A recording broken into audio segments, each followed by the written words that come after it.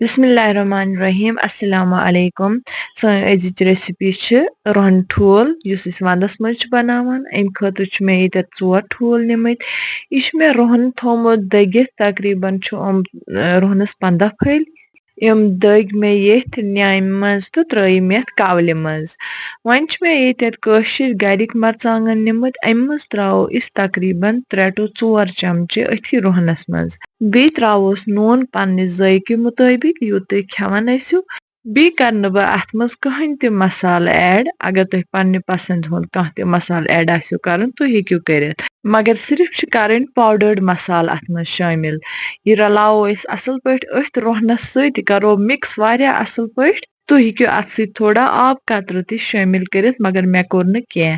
One कर मे ये अथ मज 4 ठूल ऐड यह मसाल करो अस वन असल पठ इन ठूलन सत मिक्स मसाल युस अस ब्रोठे रोहनस सत मिक्स कोर अमुक मकसद यह कि अगर अस ठूल अथ मज ऐड करित करो मसाल ऐड तथ मसालस लखर बना बड़ बड़ लम्प्स रोजान सह असल पठ इन ठूलन सत मिक्स गसान कहें इत पठ हेक्यो तुम वुचित यह मसाल कूता असल पठ गो अथ ठूलस सत मिक्स वन नी मे ये तब यह थो मे गैसस पे अत मज कोर मे तेल ऐड यह तेल करो अस वारिया गरम तम पत युस अस यह ठूल मिक्स कर थो यह त्रो ताई मज तो यह ठूल करोन फ्राई यह ठूल फहलावन अस अत ताई मज असल पठ हर तरफ पे थोस ढकन तो गैसस करो सिम क्या यह गस ठूल अंदर तान तैयार गसन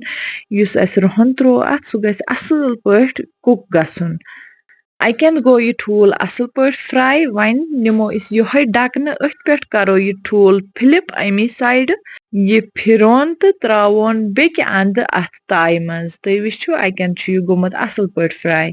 यह त्रोन वन अथ ताई मज यह करो बेक साइड त सिमस पे असल पठ कुक यह वारिया फ्लफी बनान तुम हेक्यो वुचित थोड़ा टाइम पत तुल अस ढकन थोद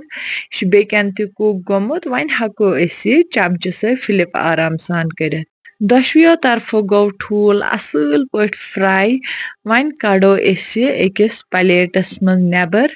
तो अत बनावो पीसेस बह हावो तोह यह क्युथ बनोमुत यह बड़ मजेदार बना वंदस मज यानी कशीर मज विंटरस मज यह कॉमनली बनावान येल ते कांसे जुकाम चास आस यह रेसिपी बनो मे बड़ सिंपल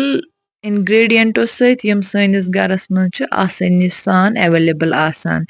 यह करो पन्निस गरस मज जरूर ट्राई अस दीजो फीडबैक तह किस बासो यह रेसिपी आखिरस पे इन लाइक शेयर सब्सक्राइब कर मुशित गो मिलो इंशाल्लाह बिक्स वीडियोस मज बिहो अल्लाह ताला हवाल खुदा हाफिज।